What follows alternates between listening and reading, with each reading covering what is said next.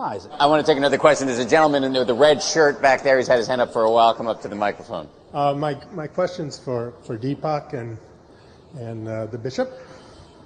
Now, you stated before that all belief is a cover-up for insecurity, right? Mm-hmm. Do you believe that? Yes. Thank you. Yeah.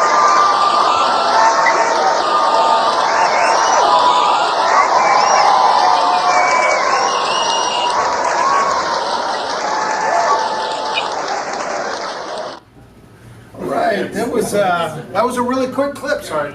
You know, now what was interesting about that, apparently what had occurred is Deepak, I don't know if you know, ever heard the name Deepak Chopra. He's sort of the New Age proponent in America that's very, very well known. And apparently he said in the session that all belief is nothing but a cover-up for insecurity.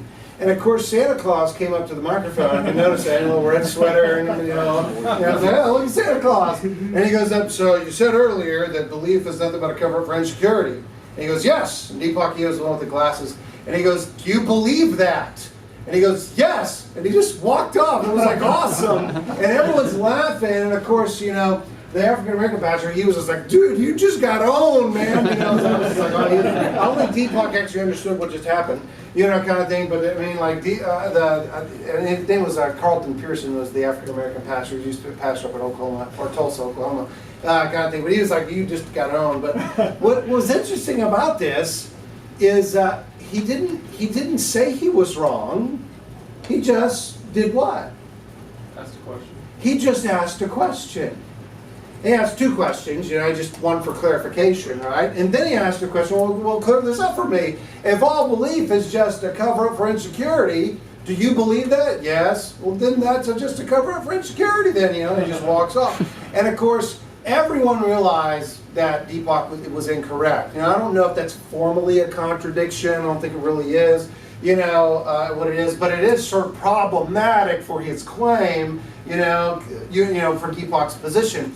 But I think this is a great example of how you can advance a position without ever making a claim whatsoever. In fact, I do teach apologetics, and I teach my students for 9 months. But one of the first things I teach them is, before you go into apologetics or go into your position or whatever it might be, what you really need to do is ask as many questions as you possibly can.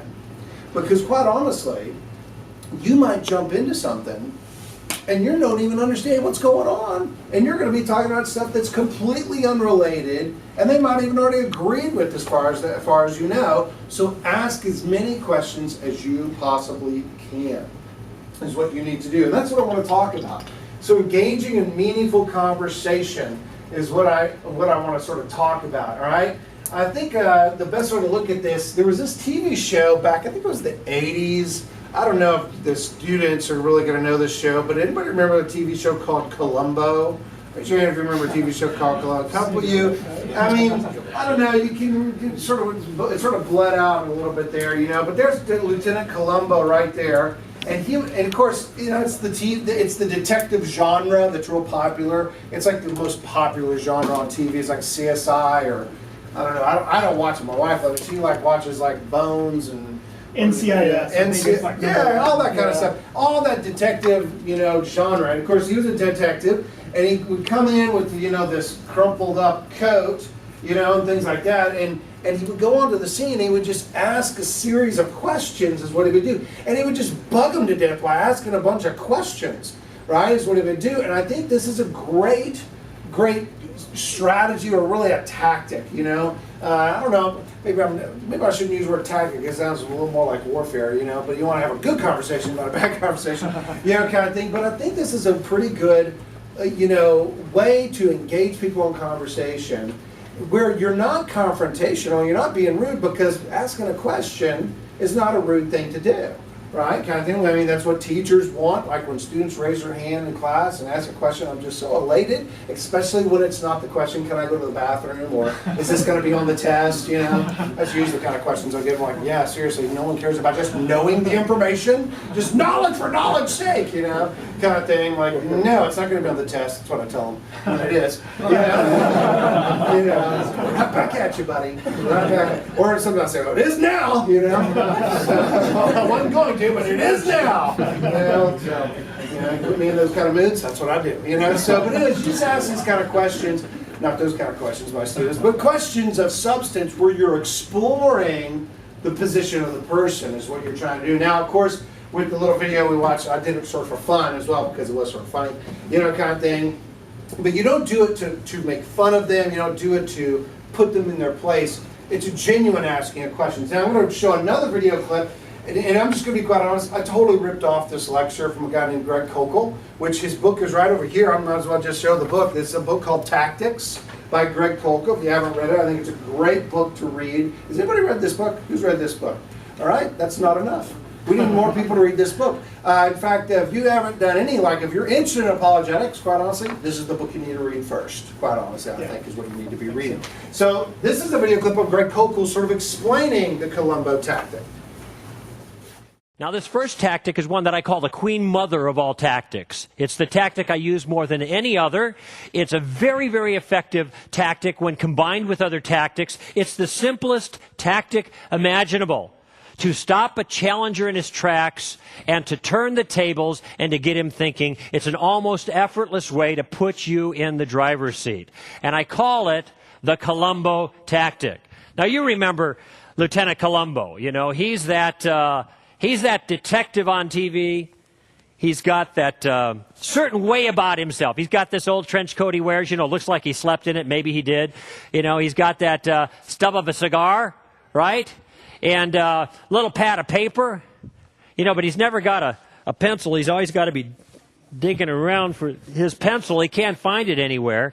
And he walks around the crime scene scratching his head, looking kind of stupid.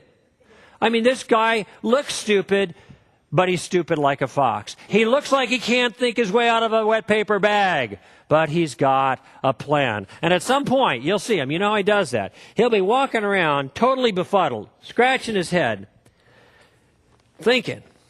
And at some point, he stops, and he says something like this. I don't know.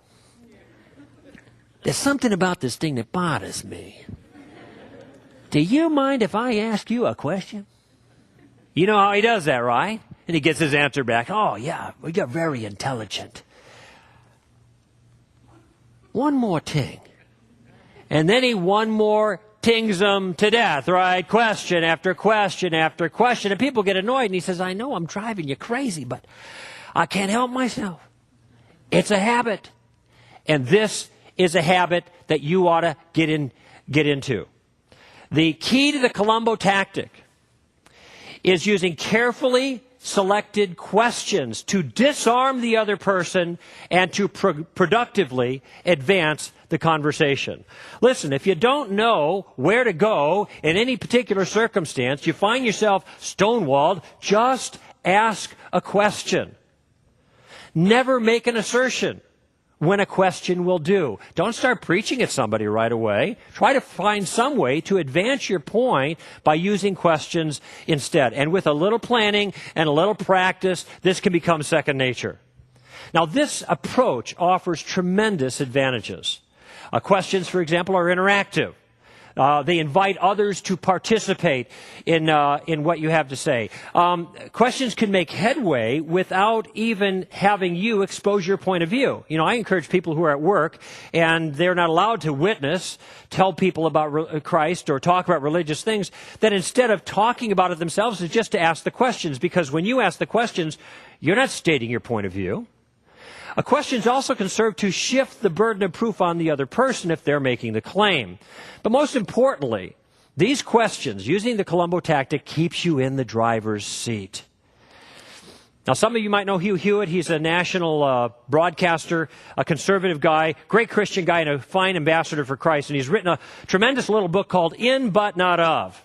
And it's got 60 or so chapters. They're all short vignettes that are meant to instruct you on how to be a more effective ambassador for Jesus Christ, essentially. And one of his chapters is entitled, ask at least half a dozen questions in every conversation. Now, why does he say that? Because he knows that when you ask the questions, the other person actually thinks you're kind of interesting and a good conversationalist. You're drawing them out, but they think you're the interesting one. Interested is interesting. But secondly, when you ask the questions, you are the one that is in control. Right. And I think this is the case. Now, this first tactic is one that I call... I think this is the case. When you can ask questions, you're sort of in the driver's seat, all right? Especially when you know where the questions are going. It's just not just randomly asking a question, but asking very carefully selected questions. Now, let me talk a little bit of the advantage of, to asking questions. The key to this tactic is to maneuver through an encounter with carefully selected questions. Now, I am coming from a Christian perspective. I come from the Christian tradition, and I think Christians could use this, but I think anybody could use this, quite honestly. I think you could use this in politics. I mean, think about it, religion and politics, the two most controversial things to talk about, right? Well, they don't have to be controversial if you just ask questions of people, and if you ask questions, it really does something to the individual, all right?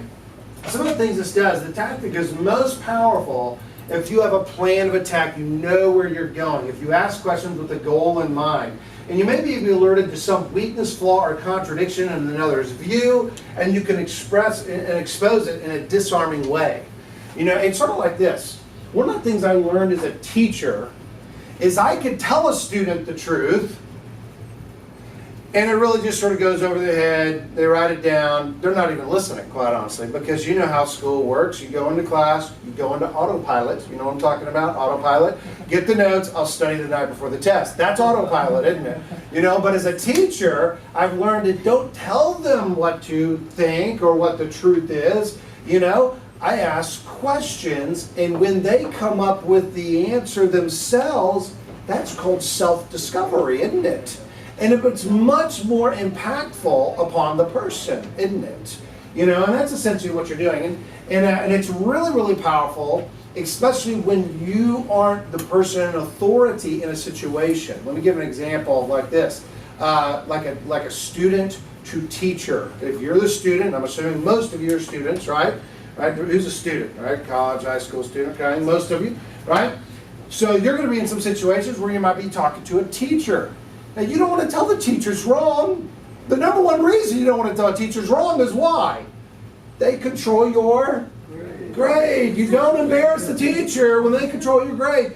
And I remember just last semester, I was in this class called Early American Literature, and I never read so much Marxism in early American literature in my life, which early American literature actually predated Marx, but I read Marx. Kind of thing, go figure. I didn't ask why, because he controlled my grade, but I remember at one point he started talking about, in the Christian Middle Ages, the Dark Ages as he called it in the class, it was horrible. There was no freedom, there was no knowledge or thought process going on, no discovery. Science didn't come back to enlightenment, and universities, things like that. And I'm like,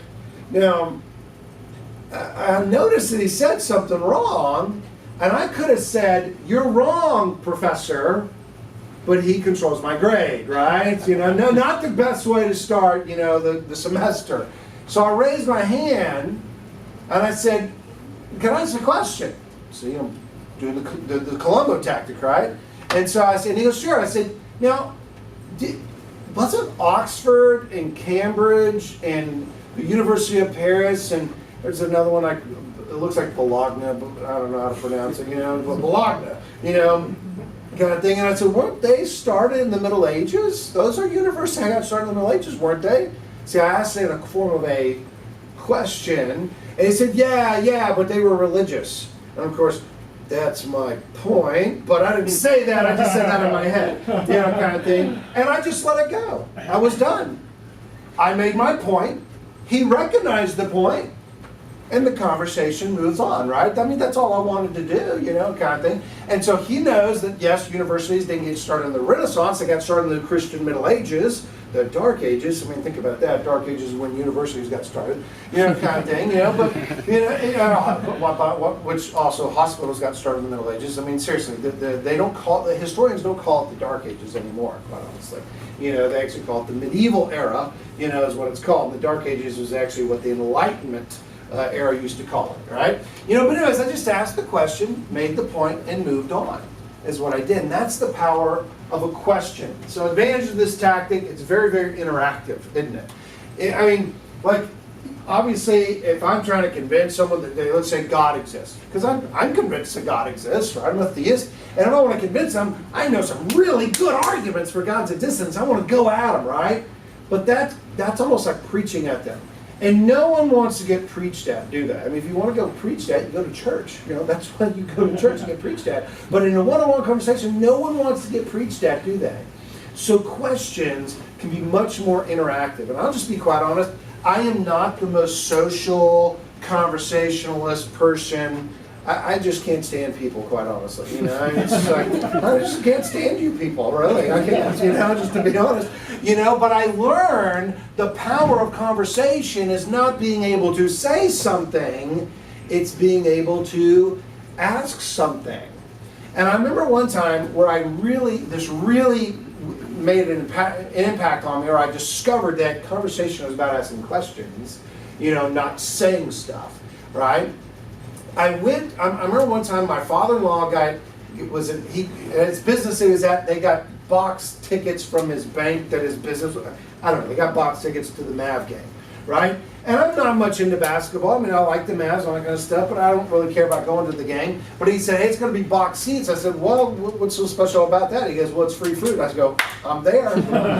Free food all night long until they stop bringing it. I'm like, yeah, I hope they go into overtime, kind of thing. And so I go. And so I'm like chowing down. I'm not watching the game at all. In fact, one of the things I learned in the box seat, they got TVs. And I'm like, why'd you pay money to go watch it on TV? And it's like hundreds of thousands of dollars for the season tickets. And I said, just watch it on TV. It'd be much more comfortable on your couch. But I'm like chowing down on I love stadium nachos. I'm chowing on stadium nachos. And I noticed that the guy that really owned the tickets, he's coming up making the round saying hi. I'm like, oh my gosh, I got to talk to him. And I'm the son-in-law. That's not going to go over real well. I mean, I'm not giving him any money. And he comes over, and I'm like shoving. I'm going, oh, go the other way. I don't want to stop eating. Kind of thing. And he's coming up, and like shoving stuff into my mouth. And he says, hey, how are you? What's your name? I go, I'm Steve. Oh. And he goes, what do you do? And I go, I'm a teacher. See, that's a really short conversation, I mean, seriously. And most of the time when they say, oh, I'm sorry. And you go, well, what grade? High school. Oh.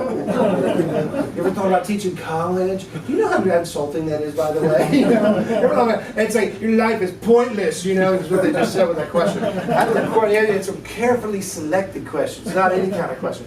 And so I said, okay, well, what do you do? I'm a banker. And I'm like, dude, this is a short conversation because I do not care about banking. I apparently don't care about teaching. And so, you ever been in those moments where you sit there and you have that little awkward pause? You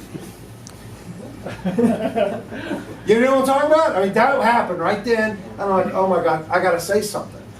And I go, well, how long you been in banking? I didn't say it like that, but that's what I was thinking. That didn't come out pretty well. How long you been in banking? So I go, how long you been in a banker? He goes, oh, like 25 years. And I was like, wow. Because, I mean, from what I understand, people shift jobs a whole lot now. They don't really stay at one job. And 25 years, oh, that's interesting. And I just said, hey. And I formulated a question based on his answer, right? And I said, what is different about banking now than banking 25 years ago? Right? And see, it's like not a yes-no kind of question, or just like, yeah, I'm a banker. And man, people love talking about what they know about. That's what I learned. I mean, people don't talk about things they know. Like, what do you think about nuclear physics? I don't think about it at all. That's about it. But if you ask what they know about, right? Then I'd say, well, what's different about banking? And he just went on for like 5, 8, 10 minutes. And he went on and told my father, like, your son-in-law, it's a great conversation. And he talked the whole thing in time. And I was able to eat. It was awesome. Gosh, man. So anyways, carefully selected questions can be to your advantage. But anyways, it's interactive. It's a good tactic to use at work because no preaching is involved. I mean, seriously, I'll be honest. In most workplaces, they have like, I don't know what they call them, but it's like no proselytation rules. You know, we're not really supposed to. And I can actually understand that at jobs, but you can't ask questions. And that way, you can tell if they're interested or not. You know, it's just a good place to use at work. Always to make a good headway without actually stating your case, right? And carefully placed questions shifts the burden of proof to the other person where it often belongs. And this one's really good because when like my teacher made the claim, guess what? Now they bear the burden of proof, and I'm going to make them bear it by asking the question, right? Is what you do. Here's another thing the questions do, and I think this is real important, especially for Christians themselves, because we always want to like preach or witness or whatever. I think you need to stop doing that. I think you need to stop and start asking questions and really listen to what they're saying. That's what I think you really need to do. Because this is what a question does. It infuses significance into that person. That's what a question does. You're saying, you are so important, I want to know what you're thinking. I want to hear and learn what you know. And so now I come from an attitude of, whoever I'm talking to, I want to learn from them because, God, quite honestly, they know something I don't. It doesn't matter who it is. They know something I don't, and I need to learn from it, is what I need to do. All right? And so that's what questions do. It infuses significance in them, and really just don't wait your turn to talk. Listen to the answer is what you need to do. All right? So let's take a look at this Columbo tactic in a little more detail. You can direct the conversation in a non-offensive way by using 3 carefully selected questions. All right, and that's what I want to teach tonight is 3 carefully selected questions. All right, and 2 of them you can use all the time, no matter what conversation. It might be religious, it might be political, it might be about anything. You know, it might be in school, in class, with other students, something like that. 3 carefully selected questions. The first 2 you can use all the time.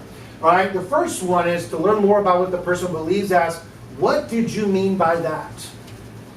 See, the question, what did you mean by that, does something. It really, you're trying to understand what they're saying. See, if you go and try to rebut or counter what they're saying before this question, you might be incorrect in what you're saying. Right? So it clarifies what the person's making. It elicits what the person thinks and provides a good conversation starter. Here's an example of this question. What do you mean by that? I was reading, I can't remember if I heard someone say this story, if I read it, you know, but there was this scholar named N.T. Wright, Oxford educated, pretty good school, not as good as UTD, but if you got to go to school somewhere, Oxford would do, right? You know, kind of thing. So he actually taught there too, you know, so I guess he's pretty smart. And he was also like a pastor from the Anglican Church. They call him something else. I can't remember what they call him now. You know, but he was like, in England, like people don't go to church anymore, right? It's like really, really low church percentage attendance, except for like Christmas and Easter. And I think it was a Christmas or Easter service, he was there, so the population ballooned to like 25 people, you know, kind of thing. And so he was real excited. He's out after the service, and he's greeting people, thanking them for coming, and he could see that there was this one guy that came with his wife. He just looked bitter through the whole service, you know. I mean, you know, and sometimes I see this with my students or some audience. Sometimes, oh man, I'm going to avoid that person after my talk, you know, kind of thing. But he's like greeting them, and the guy comes up, and he says, thank you for coming, thank you for coming. And the guy came up there to come with his wife, and he says, thanks, I hope to see you again sometime. And he says, I'll never be back. I don't believe in God. Now, I'll just be honest. If anyone has a pretty good argument for God's existence, it's going to be N.T. Wright. Oxford educated, Oxford professor, right? You know, I mean, he's going to have a good argument. But he didn't do that. He said, what do you mean by that? Which I'm like, why would he care what just a normal blow Joe off the street thinks about God? But he asked, what did you mean by that? And you could just see in the guy's eyes, you know, it's like, I just been waiting for this moment to just lambast this preacher. And he says, I don't believe in a God that stands over us in judgment, that every little slip up that we're going to make, he's going to come down and punish us. And N.T. Wright looks at him and says, you're right. I don't believe in that God either. Do you see what that did? He was able to agree with him instead of argue with him. And that's what questions do. Questions, you find similarity a lot of the time. It's like, what do you mean by that? You know, maybe you actually do agree, and you just are not understanding them at that moment. All right, so just ask, what do you mean by that, to gain clarification to what's going on. All right. So another one that you can ask to make them defend their own idea or view is, how did you come to that conclusion? All right, how did you come to that conclusion? All right, and this one's really good. I like this one because, and again, you can use it both religiously, politically, ethically, just whatever, whatever controversial topic you're talking about. And again, you're really saying, okay, that's what you believe. You clarify with the first question, but now you're like, well, what makes you think that's true? I mean, that's what the question is asking. It's asking them to bear the burden of proof is what it's doing. It clarifies their reasons for their ideas. It tells how the person thinks.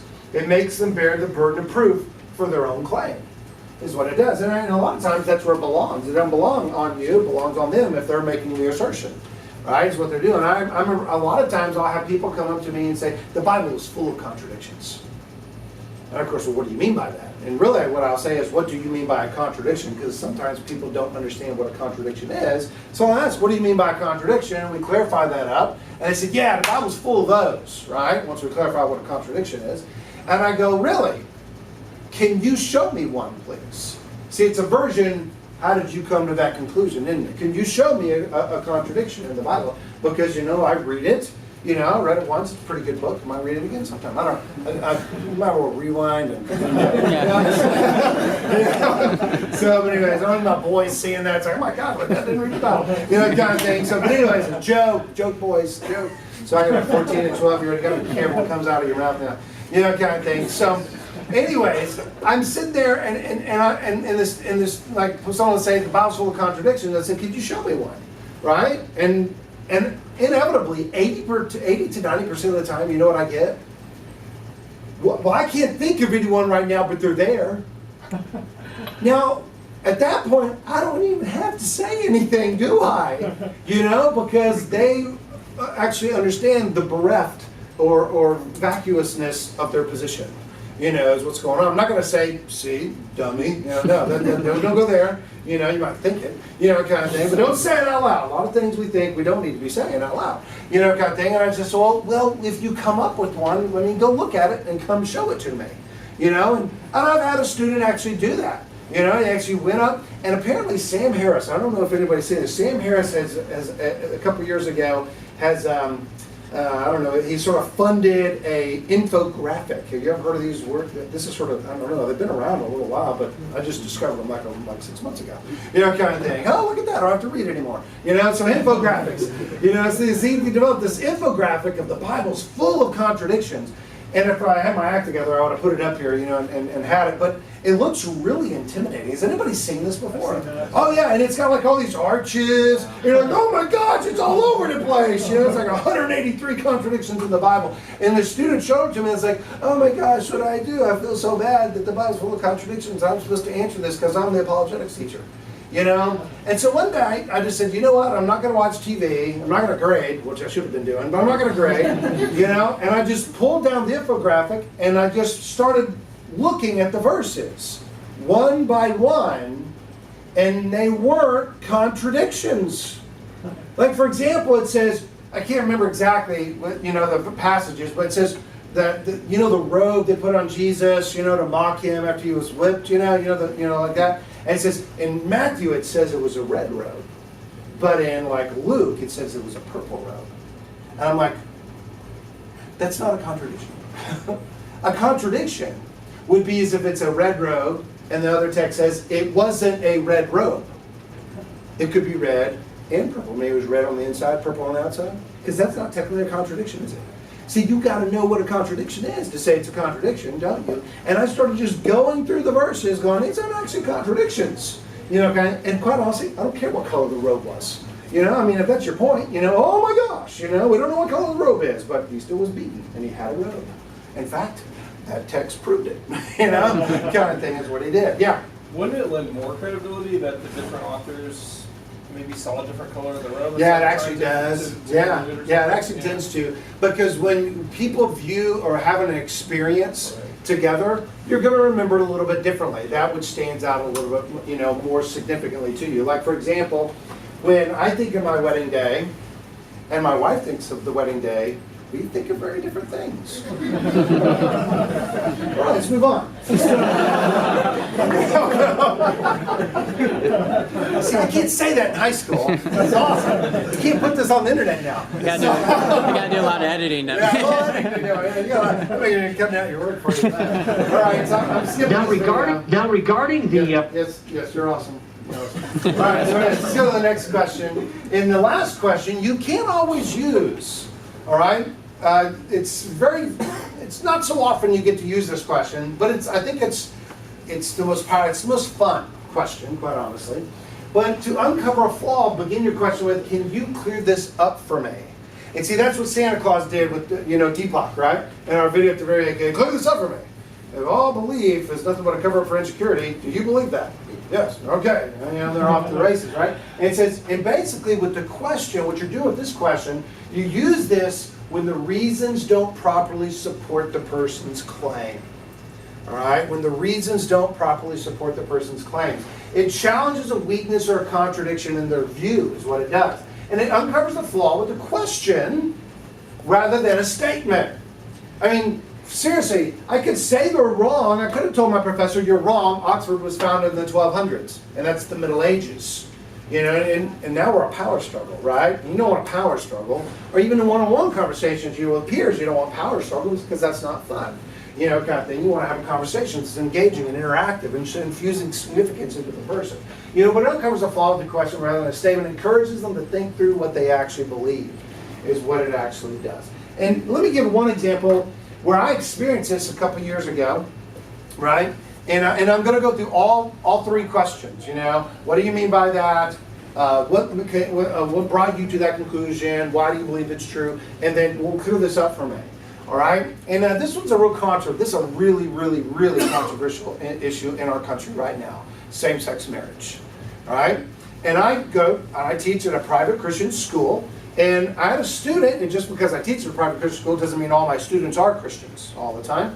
And so I remember at the beginning of the year, and this was it was like 6 or 7 years ago now that I'm thinking about it. This is right when the issues started moving, and I had no vested interest in that topic. I was doing other kind of research and things like that. But the student came up to me out of nowhere, and I was not expecting this at a private Christian school, and said, Mr. Lee, they call me Mr. Lee, it's my school, right? So Mr. Lee, I believe same-sex individuals should have a right to get married. And I was sort of caught off guard. I was like, I haven't researched this, I really read about it, and I go, what do I do? And I go, Columbo tactic, right? And I go, what do you mean by that? Which actually wasn't the best question to ask, And it's like, well, into same gender. No, I don't need more information. I understand. Kind of thing. Okay. Kind of thing. Some questions don't need to be asked, obviously. So I'm just sort of like buying time, really, at this point is what I'm trying to do. And she says, well, they have a right to get married. Right? And I was like, and I go, okay, and she said, just like you had a right to marry your wife.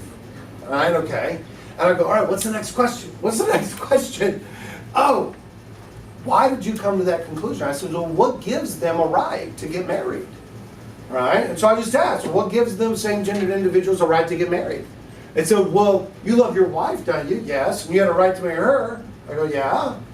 They love each other, so they should have a right to get married. And I was like, dang, that's a pretty good argument, Now, sometimes when you ask these questions, let me pause the story for a moment, right? And sort of do an interjection. Sometimes, when you're in the conversation, they might actually give a good reason, and they're right. And guess what? You ought to change your mind if they're right, unless you have a good reason to think it's wrong. Does that make sense? Because sometimes, I'm just like, dude, you're right about that. I think you're right. That's a great question, kind of thing. Now, at that point, I didn't think she was right because I saw something wrong with her reasoning. And I said, oh, interesting. So love gives us the right to get married, right? See, I'm doing Santa Claus here, And she goes, yeah. I said, oh, well, I love my son. Do I have a right to marry him? And I love my grandma too, you know, kind of thing. You know, my dead grandma. She's actually dead. Do I have a right to marry her? You know, I love my dogs. You know, got 2 of them, Chinese pugs. They're cute, man. Do I have a right to marry them? What about you know, myself? I actually love myself, and the Bible actually commands me to love myself. Should I be able to marry myself?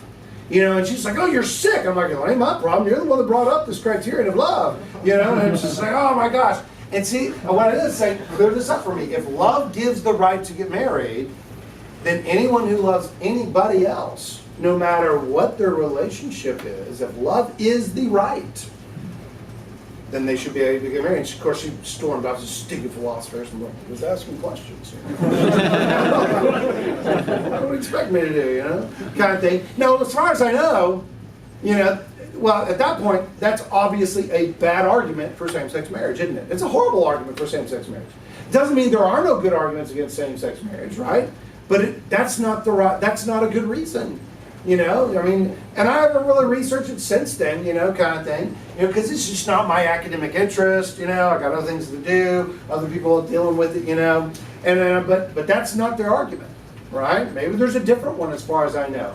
And if it comes up, I'll ask, why do you think this? You know, is it a good reason? You know, clear this up for me if I see a problem being problematic. You know, does that make sense? And so you just ask these kind of questions. And that's what the Columbo tactic actually does. Also use the Columbo tactic to get out of the hot seat, you know, kind of thing. I really like this, especially when you're talking to a professor. Because professors, quite honestly, they're very, very trained. You know, I'm a teacher of high school. I've actually taught college for 7 years as well. And I learned that when students ask me questions, guess what I do? I turn it right back on them, right, is what I do. I'm trained to do this, right? Now, as a student, when I'm in this class and a professor does it to me, I recognize what's going on. And I go, oh, well, professor, it doesn't really matter what I think.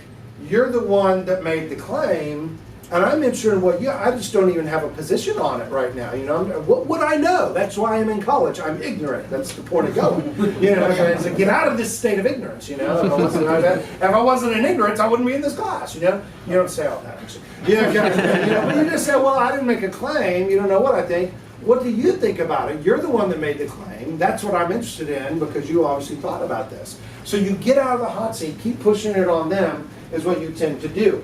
What you need to do, it shifts the argument from fact-finding mode to conversation. You know, it takes the pressure off by using the first 2 Columbo tactics. What do you mean by that? Clarify, always clarify, really understand, listen to their answers. Second question, why do you think this is true? What reasons do you have? We live in a society of sound bites. Have you ever noticed that? It's always sound bites, you know, kind of thing. You know, and sound bites aren't reasons. They're assertions is what they are. And so when someone makes an assertion, I'm always asking, why did you make that assertion? Why do you think that assertion is true? I mean, I'm right now in the middle of grading a lot of papers. That's what you do as a teacher.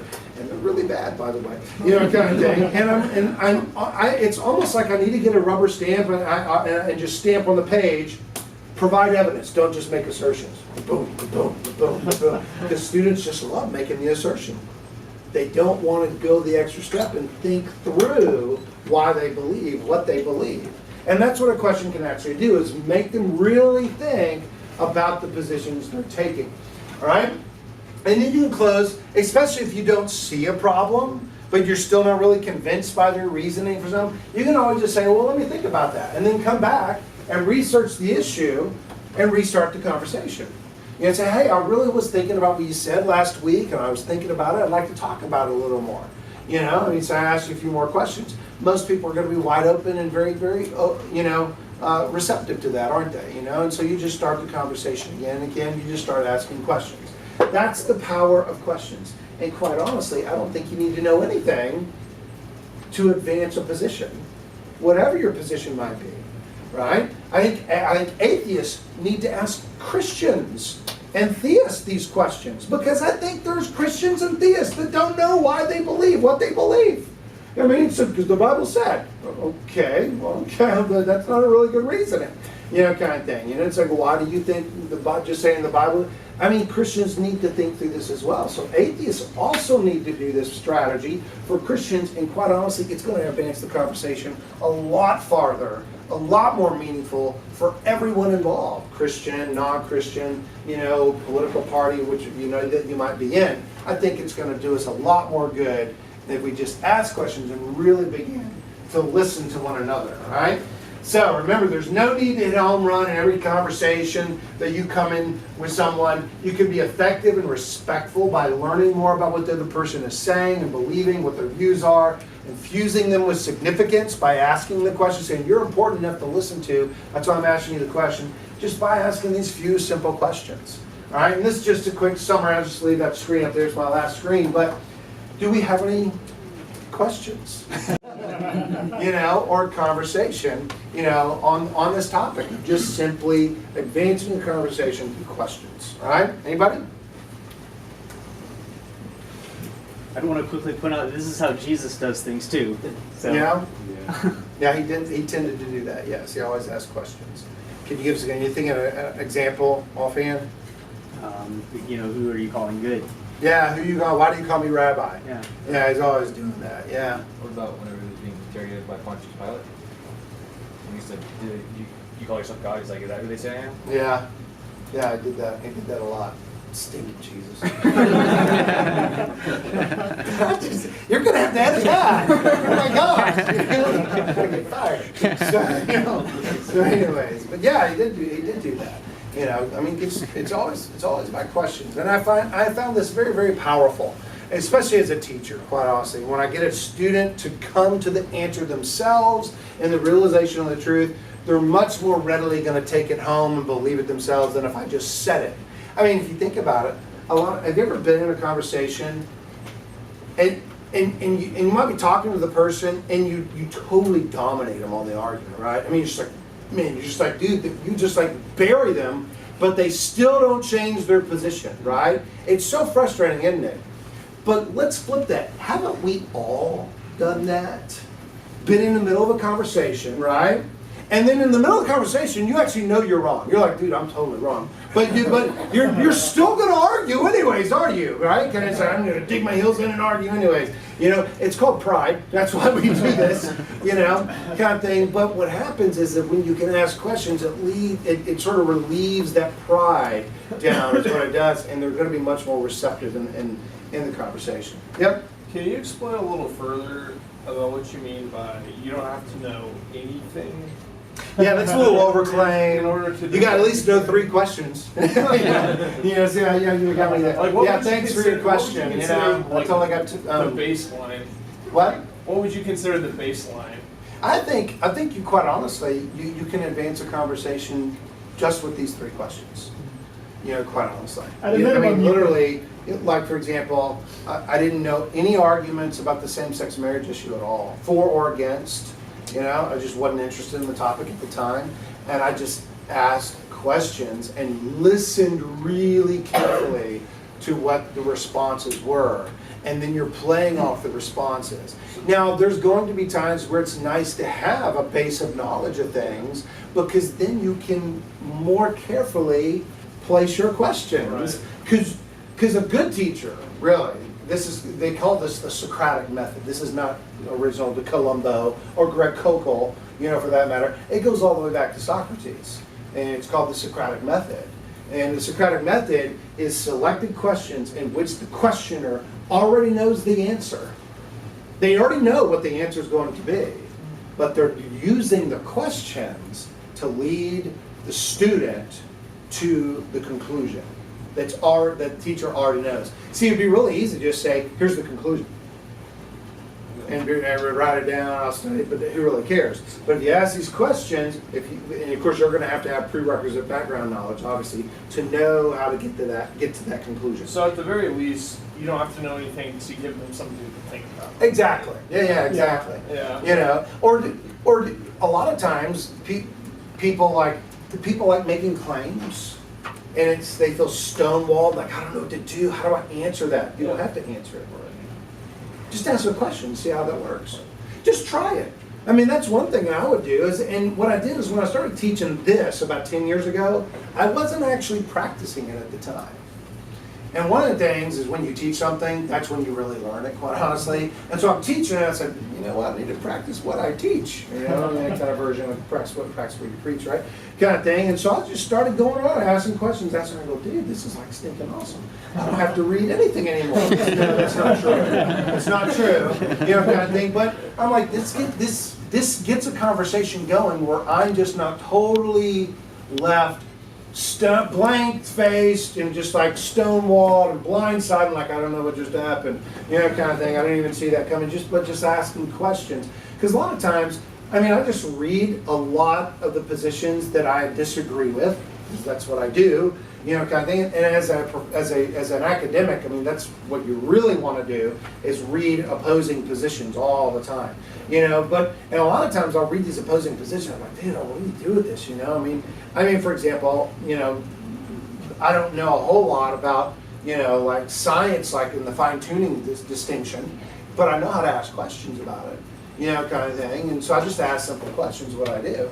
And so I can actually, when I encounter something brand new, I don't know anything about the subject, I can say, all right, let me ask a question. What questions do I need to be asking here? Right, is what I need to do. And quite honestly, I think this was going to do 3 things for you. And I'll sort of conclude, you know, because we're pushing 9:30 here, you know, kind of thing. But I think using questions like this, the Columbo tactics, can do something for you, right? I think it can do 3 things. One, I think it's going to make you more money, right?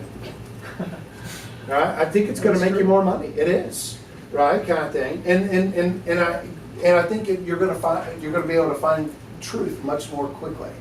Right, is what you're going to do. And I forgot what the third was. So let's just go with 2. You know, kind of thing. So if you ask questions in your profession, right, and you get your client to answer these questions, you're going to win them over, aren't you? You know, because they're going to, hey, oh yeah, I've come up with the conclusion, and you're going to make more money. Say, I use this one because, well, that's why we're in school. We're in school to make money. You know, I don't know what I'm doing because I'm not making any. PhD in philosophy is not the route you want for money, you know, that kind of thing. But you know, but it does. It helps. You just ask questions like that. And also, the best salesmen are the ones that ask the best questions. You know, I mean, kind of thing. You know, and I think you're going to find the truth a whole lot more often than just hoping you bump into it. You know, kind of thing. Sort of like, because there's a lot of, what do you think's out there? More true ideas or false ideas? Oh, obviously. It doesn't matter what your position is, religiously or politically or ethically. There's a lot more false ideas than true ideas out there. Asking questions can help filter through those and start filtering out the false questions. Is it a guarantee? Absolutely not. But at least you have something to filter with, right? And so filtering through these questions will get rid of those false ideas and open up the new ideas and make them more readily available. And that's really what we want. We want to find the truth. You know, be a theist or atheist, you know, Christian or Muslim or agnostic, you know, Republican, Democrat, Libertarian, you know, or you know, everything, the Green Party, you know, I don't know what else is out there. You know. So, anyways, Tea Party, yeah. And the Jack Daniels Party, and gotta edit that. So, all right. Let me go ahead and conclude there. Do we have any last questions before we close it down? Yeah, go ahead. Just one more thing. You said that you have to listen very, very carefully. Yeah. So, if there were to be a moment where you just accidentally zone out in a conversation, are you going to come off as rude if you say, "Oh, it's okay if you say that again"? Yeah, I do it all the time. You know, and I'll just be honest. When I talk to high school students, they are very inefficient in giving answers. Right? Either they don't say enough, and I'm like, dude, you got to give me something. You know, you got to give me something to go on, or they won't shut up. And there's like nothing in between these students, you know. And then like there's this one girl. She like comes to me like during my lunch hour. I'm like, dude, I'm off. You're paying me during lunch, you know. But she comes, she asks all these questions, and she just goes. She's talking, and I'm just like, I don't know what you're talking about. I don't even ask a question. I don't know what you're talking about. You know, you got to start over. And I say, zero in like a laser beam. Let's focus on one thing. You know, kind of thing. And so, you know, you have to do that at times. You know, kind of things. You know, in a nice way. Yeah, in a nice way. You know, my students are not all that nice. So captive audience. kind of thing. But you do. It's okay, especially if they're sort of, a lot of times people will use terminology, but I use a different term for it. And I want to make sure I'm saying the same thing, even though I might be using different terminology. And so a lot of times I'll read stuff and counter stuff. I already know what it is, but I'm not recognizing it. And so that's the process of asking questions, so I can recognize what's going on, see what's going on in a clear fashion. Because quite honestly, if a person can't explain it to someone else, do they really even understand it themselves? Probably not, probably not. I mean, I don't say that out loud, when they're saying that, but I'm just like, okay, that's interesting, but at that point, I don't even think they understand what's going on. If they can't explain it to me in an understandable fashion, what's going on. Someone else had a question? Yeah. So this is like a one-time conversation thing, or like, let's say you want to have a conversation with It could be a one-time, or it could be a series. It just depends on the person you're talking about and how often you see them. Like my students, I'll come back to the same question over and over and over again. Is what you do. And so and it could be quick, like Santa Claus. Kind of thing. I remember one time I was in a class on Dante here at UTD, and we were talking about ethics because Dante's Divine Comedy deals with ethics and morality and heaven, hell, purgatory, and all that kind of stuff. And they were talking in class, and we ended up talking about morality. And one of the students says, "Well, I think society just gets together and they construct and mold the ethical system, right? Society determines morality." And so I went in for the one single punch question, right, which is really fun. And I leaned over and I said, "Really? So you think Martin Luther King Jr. was an evil, wicked individual who deserved what he got?" Because what was he going against? Society. But if society determines the standard, then he was an evil, wicked individual, wasn't he? Right? And of course the student just looked at me and went, yeah. See me in my doctoral seminar. Yeah. Take that, prof. Yeah, D, not recommend. So anyways, well, thank you so much for the opportunity to go through this. Hopefully it was useful, and utilize it, practice it, just start asking questions about anything and everything. I have found it unbelievably fruitful, not only in advancing a conversation, but also I am learning in the process. Because that's obviously what we want to do, is we want to find the truth, no matter where we're at. That's what we want to do. So thank you all so much.